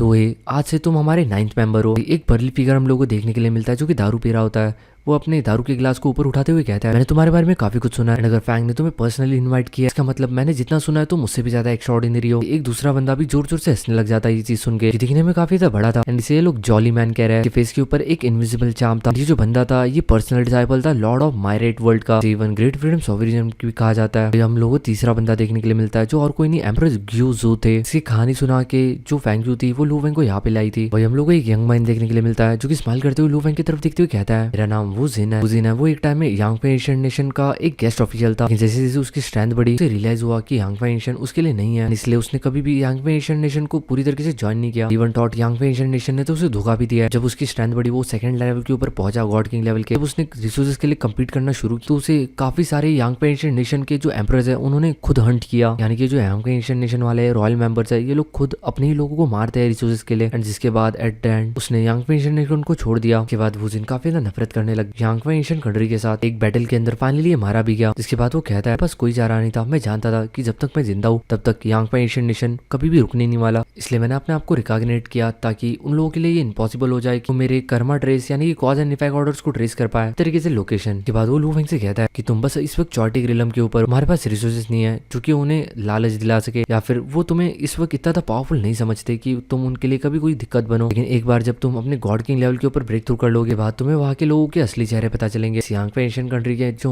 एम्परर्स है वो बिल्कुल भी उतने शरीफ नहीं है जितने दिखता है। फैंग कुछ नहीं कहता इस चीज के ऊपर एंड बस स्माइल कर देता है। आपकी चेतावनी के लिए बहुत बहुत धन्यवाद। सभी लोगों की बातें सुनने के बाद लू फेंग को पता चलता है कि टोटल 8 मेंबर्स है, जिसके अंदर से जो 2 मेंबर्स है ऑलरेडी यांग पे एशियन नेशन को काफी ज्यादा नफरत करते हैं, लेकिन वो दोनों के दोनों सबसे ज्यादा बेस्ट है और काफी ज्यादा पावरफुल भी है। जो एम्परर गेशु है वो एम्परर जुआन का पर्सनल डिसाइपल भी था। इनकी जो दुश्मनी है वो रियल है। वही दूसरी तरफ जो वुजिन है उसका रिमाइंडर भी काफी ज्यादा सिंसियर है। लू फेंग भी जानता था कि जो यांग पे एशियन कंट्री वाले लोग हैं जितना ज्यादा शरीफ दिखते उतने ज्यादा शरीफ है नहीं, कि रॉयल फैमिली लीनेज के अंदर काफी ज्यादा बेकार लोग हैं, क्योंकि गेस्ट ऑफिशियल को बस एक कचरे की तरह ट्रीट करता है। चाहे कुछ भी हो फिर भी उसके बाद भी जो लू फेंग था वो यांग पे एशियन कंट्री से नफरत नहीं कर सकता था, क्योंकि अभी तक उसकी कोई भी पर्सनल दुश्मनी नहीं थी उनके साथ। जो था वो लू फेंग का काफी अच्छा खासा दोस्त था, उसी के कारण वो यांग पे एशियन कंट्री का गेस्ट बना। लू फेंग को काफी ज्यादा फेवर किया है। जो लू फेंग के मास्टर है एम्परर चू वो भी काफी ज्यादा अच्छे है एंड अभी तक वो उनके नेचर को पहचान चुका है। सो उन दोनों के होते हुए वो यांग पे एशियन कंट्री से नफरत जबरदस्ती नहीं कर सकता था। अब तक तो यांग पे एशियन नेशन ने लू फेंग को कोई रीजन दिया नहीं था कि वो उनके साथ कोई दुश्मनी ले, तो बस किसी तीसरे की बात मान के लू फेंग उनके साथ अपने संबंध नहीं खराब करना चाहता था। लेकिन इसका मतलब ये नहीं था कि लू फेंग यांग पे एशियन नेशन को डिफेंड कर रहा है, बल्कि वो जानता है वो कैसा है, बट उसके बाद भी बिना बात का वो किसी से पंगा नहीं ले सकता। यहाँ पे एक और बंदा देखने के लिए मिलता है एंड इसका नाम होता है किंग टियांडू एंड ये यांग फेंग फाउंडर का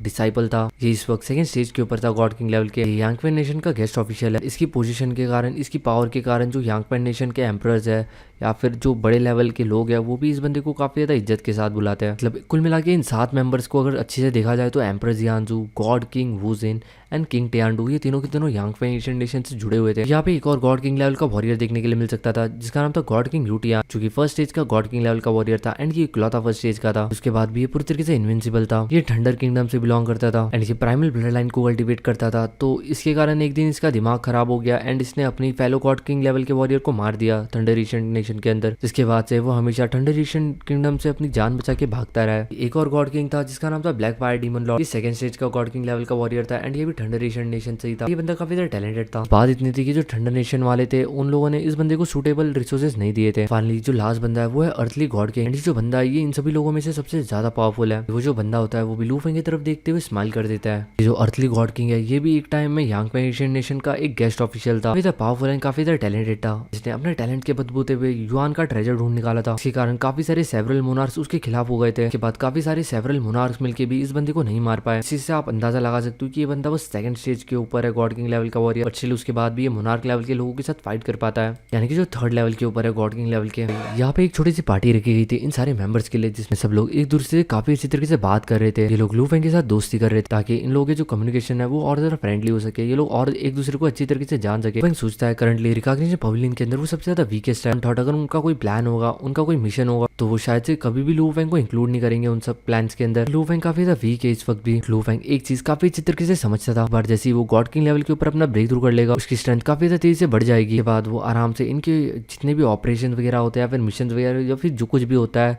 तो उन सब चीजों के अंदर पार्टिसिपेट कर सकता है। यहीं पे ये एपिसोड खत्म होता है। होप करता हूँ कि आपको आज का एपिसोड पसंद आया होगा। जाने से पहले लाइक शेयर सब्सक्राइब जरूर कर देना। अपना गोल है 10K सब्सक्राइबर का, जल्दी से जल्दी कंप्लीट करा दो, उसके बाद आपको प्रीमियम वीडियो फ्री में दे दूंगा एक दिन के लिए, वो भी छोटी मोटी नहीं 1 आवर प्लस की। तो जल्दी से 10K सब्सक्राइबर कंप्लीट करा दो। मिलते हैं नेक्स्ट वीडियो के अंदर, तब तक के लिए बाय बाय।